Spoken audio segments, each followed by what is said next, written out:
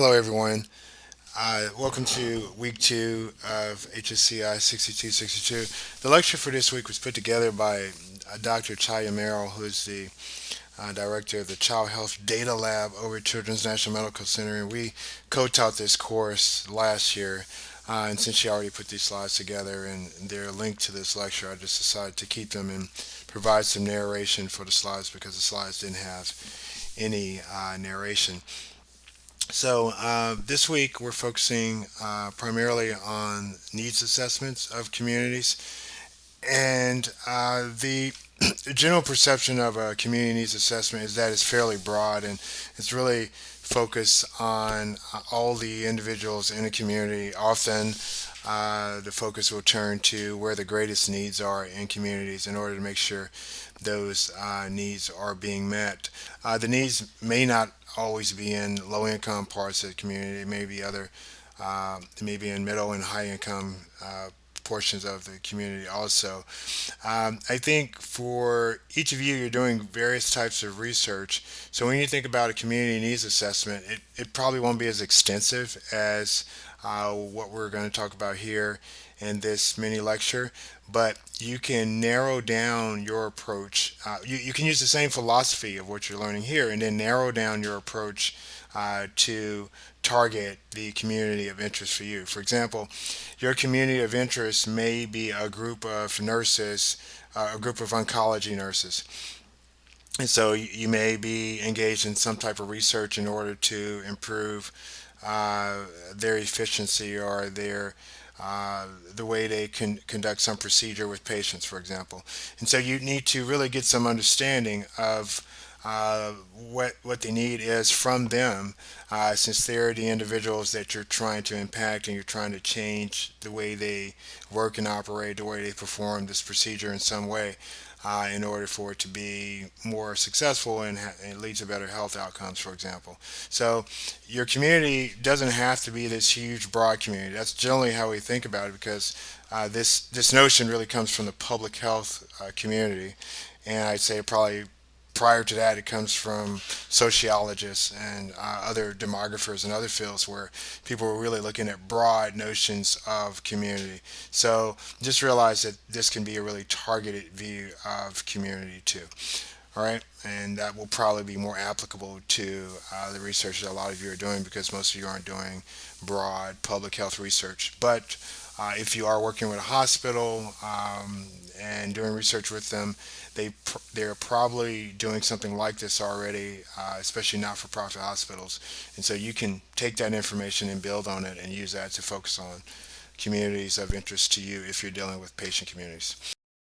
Talk about so you're given a definition of a community health needs assessment, and as I stated before, it's really generally tends to focus on a broad group of people. As the definition points out, you're looking for stakeholders from a variety of different backgrounds, high income, low income, different sectors, anywhere from not-for-profit organizations that take care of homeless people to bankers. They all have something to say about what the community needs are. The banker might really identify the need for more investment in small businesses to improve the health of the community because people would have more jobs, whereas the homeless advocate might identify the need for better housing options and solutions given the current state of the community. So they may all have something to say about how the health of the community is impacted based on their different perceptions. So you want to take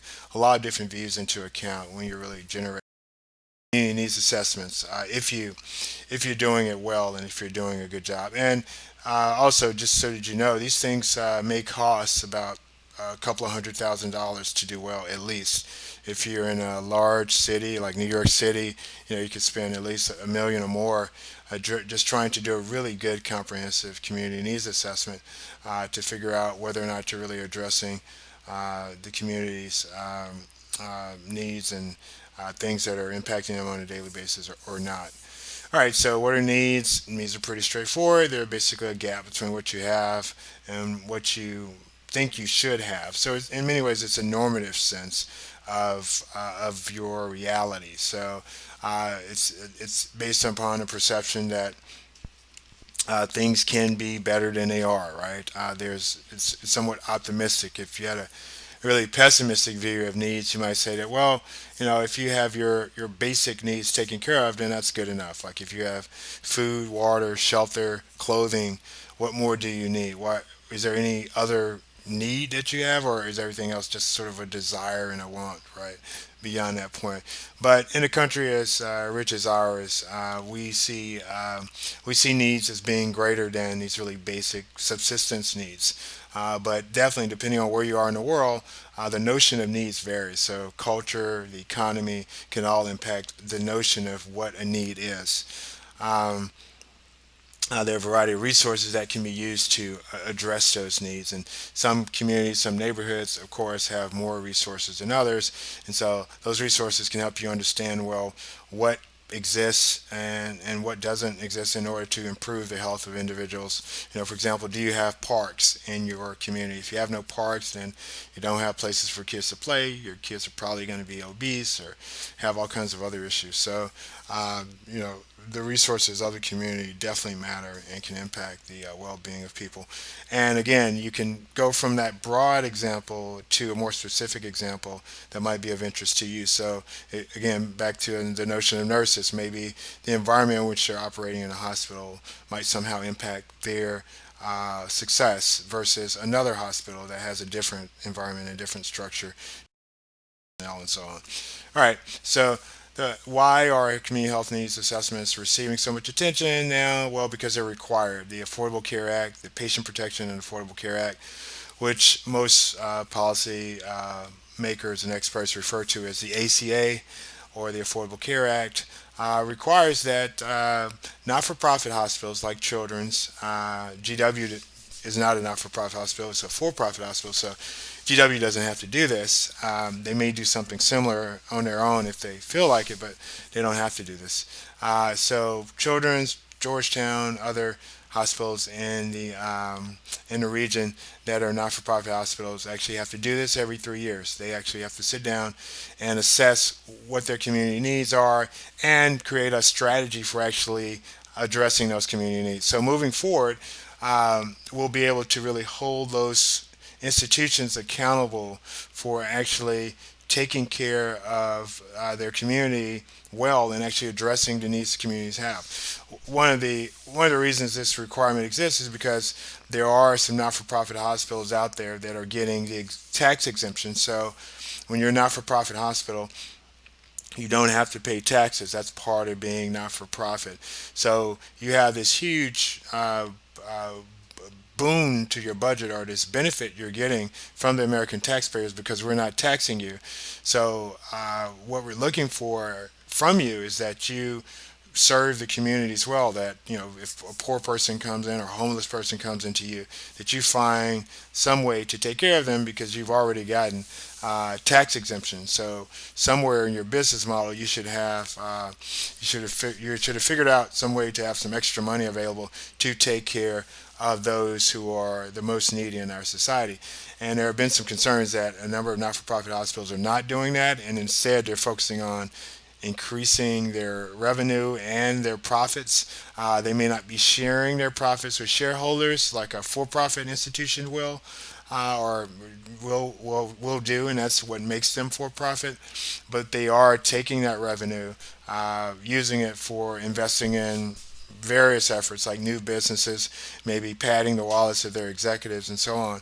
And so there's some concern that not-for-profit hospitals are not actually giving us as a nation what we need from them. And so the ACA really pushes them to every few years to really figure out what the needs are and say how they're addressing those needs, and give the IRS updates on what they're doing. So we'll see if this approach works or not. It's one way to go about this, and it's one way the policy tries to influence behavior. And obviously, if they don't do this, then they could lose their tax exemption. So they would then have to pay taxes, right? Because they wouldn't be following the requirements for a not-for-profit hospital. And most not-for-profit hospitals are not ready to pay taxes. So they will definitely follow this requirement to the best of their ability. All right. There are a lot of data sources out there for developing community health needs assessment. So often when people are doing these assessments, they'll start with existing databases and data sources on their community. And those data sources are objective. They really are the best source of numerical, statistical information that you might need to understand what's going on in the community. But you then have to add on more qualitative information too. So you need to do interviews of people from different backgrounds in the community to really get a sense of, well, what does this data mean? Because the data sometimes may be old. The data sometimes just doesn't reflect what's actually taking place. For example, you can have rates of certain diseases in a community, let's say HIV incidents in a community, but it might not be reflective of actually what's happening on the ground. For example, sometimes people from outside of a community may come into some community. For example, in an urban area, many times people in the suburbs will come to the urban areas to use their facilities and get diagnosed with a variety of diseases. So it looks like the urban area has a higher incidence of disease than it does because people are coming there to get tested, and then that's reported as being from that particular urban city, when in fact the people actually are scattered throughout the suburbs and in the urban areas. So their incidence is being increased by people coming in to use their facilities. So you have to get on the ground and figure out what's going on and do interviews with people to really figure out, well, is this our need or is this some need from some other place that's coming in to our area? For example, children sees a lot of people outside of DC and Prince George's County and Montgomery County, and so they have to understand, if they see some increasing, for example, increasing flu cases. Where are the people coming from? Who have the flu? Are they coming from Silver Spring? Are they coming there from D.C. from the immediate neighborhood? Where are they coming from? So you have to dig down into the data more, and you have to ask people what's going on to really get a sense of what's happening on the ground. So you need the qualitative and quantitative data sources. But these are some great data sources. If you haven't looked at the county health rankings, you really should go in and look at the county where you're from or the county where you're currently living. And they've got great data on social determinants of health and a number of other markers of health status for counties. And this is by far one of the better data sources out there for local data. Many researchers for years were looking for local data on in different regions, and this county health rankings site has really done a great job of putting this data together and offering it for free. And I think, well, I don't remember the university that created it. I'm thinking Wisconsin, but I don't want to give credit to someone who didn't do it. But just take a look at it. You'll see who created the website, and they've done a great job.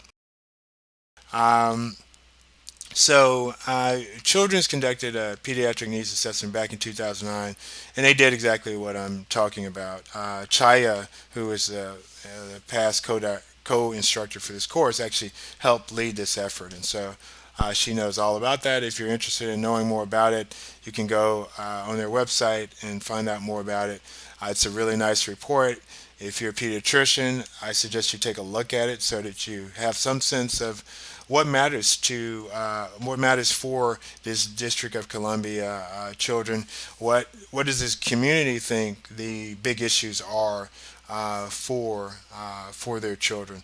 So some of them are fairly obvious, like asthma is a big problem here in DC, but others may kind of change your mindset of what the needs are for communities in this area. So take a look at it. It'll give you a sense of how these reports are organized, and it'll give you a sense of our community in this area. All right. So that's it for this week for the mini lecture. That's a good overview of that topic. Do the reading to really learn more about community health needs assessments. Ask any questions you have about this lecture or about the reading material, and of course, respond to the discussion question that's posed for you, or discussion assignment, I should say, that's posed to you. So we have deliverable 1A coming up soon. It's due on week 4. That means you have to turn it in prior to the next week starting. So at the end of week 4, which will be on a Tuesday, you need to turn in this assignment. And the assignment is to identify a potential funding source. What we're doing for this course is you're writing a research proposal. And you're writing as though you're applying for an NIH grant, so you should identify an NIH funding source, not a training grant, because the training grants really have a different format. So, one of the R series grants, and uh, we're we're focusing mainly on the RO1 type grants in terms of the length of the proposal. So, pick one of the like an R21 or an RO1 grant that you would consider applying to. Obviously, an application for the grant is not required for this course, but you're preparing an application, you're getting your thoughts together here, you're working through the process of applying for a grant. And I think you're going to do this in some other courses too, or something like it in other courses. Here, we're going to focus. In this course, we're going to focus more on the community engagement aspects of the grant, and on any policy relevant issues that you would have to put into the grant. But we still want you to focus on these basic aspects of the grant too. So, it never hurts to practice writing specific aims.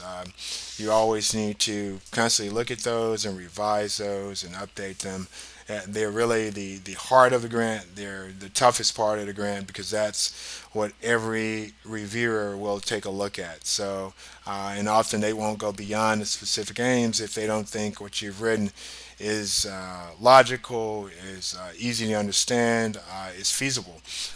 So you want to make sure you continually practice writing good specific aims. So for your deliverable 1A, you have to provide me with the identification of a potential funding source, draft specific aims, and a draft significance section, and include a brief community health needs assessment relevant to your project. So, you don't need to do a community health needs assessment of all kids in DC because your project is not going to focus on all kids in DC. So, provide information from different data sources that reflect the needs of your actual community that you're targeting. And you should identify a community partner because part of this course is going to be uh, sharing your ideas and your proposal with a community partner and getting some of their thoughts and some of their feedback on how you actually on what your proposal looks like and what your ideas are to get some sense of how it might impact the community that you're targeting. And again, that can be a variety of different types of community, and that's really important that you understand that. Throughout this course, we're not talking about one kind of community. We're not just talking about people in low income communities suffering from health disparities. We're talking about a variety of different types of communities. So think about what your community is and how this applies to you, and identify a community partner that's relevant for your work. Okay. Okay, thanks everyone. Remember to participate in the discussion board assignment for this week, and I look forward to your comments there. And I'll respond hopefully by Tuesday of next week. Definitely by Wednesday, but hopefully by Tuesday of next week. I'm just getting used to my schedule for the semester, so I apologize for the slow responses during the first week of the course. All right, take care.